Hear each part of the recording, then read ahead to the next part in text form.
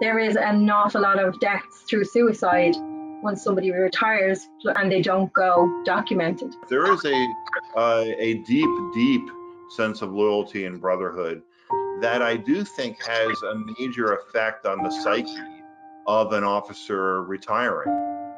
I think there is two different types of cops. There is cops who retire no problem and they already have it sorted, and they're on their game. But there is those who are struggling behind the scenes and trying to just get through day by day, where we have to try and help them, cope with what they're coping with at work, and then start planning for the future. There's a lot of hours in retirement, especially when you're doing it at the age of 50 and not 73 or something like that.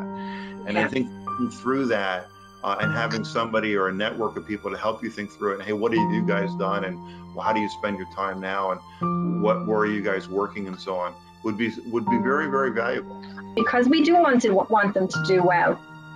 We do want them to be happy in their lives, If there's one thing I hate seeing, it's seeing that somebody has taken their own life who has left the brotherhood.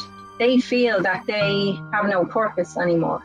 That once they leave the force, as much as you're once blue, always blue, you then are not having a purpose to get up in the morning, put on your uniform, go to work, go out to the public and have a place in your community.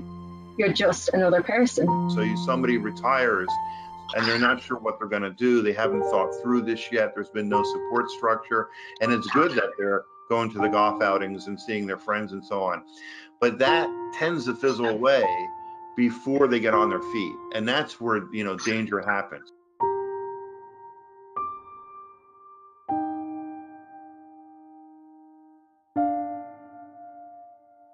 From talking to many officers who have retired or who are about to retire, it's quite frightening for some, and they don't really want to talk about it as such to their colleagues or whatever. To them, it's all great. I'm going to retire. I'm going to go fishing. I'm going to do, all the things you're meant to do when you retire. But for them, once that period of time is over, it then lulls into the situation where they then have too much time to think, and it then runs into depression, and then sometimes alcoholism, sometimes prescription meds, or it just out and out depression. Because again, you always think, yes, I'm going to retire, but when it actually happens, it's completely different. Like I said, there is a period where it's great, and then there's a period where it's nothing. Lately, particularly with the NYPD, there has been a couple of high-ranking officers who have taken their own lives once they retired.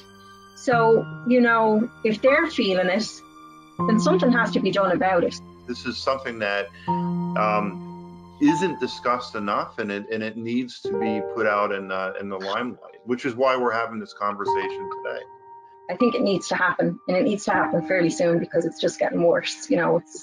It's sad. It's very sad. If it reaches one chief of police or it reaches one sheriff or whatever the case may be, and it resonates with them, they go, yeah, then we've done something positive. This has done something positive.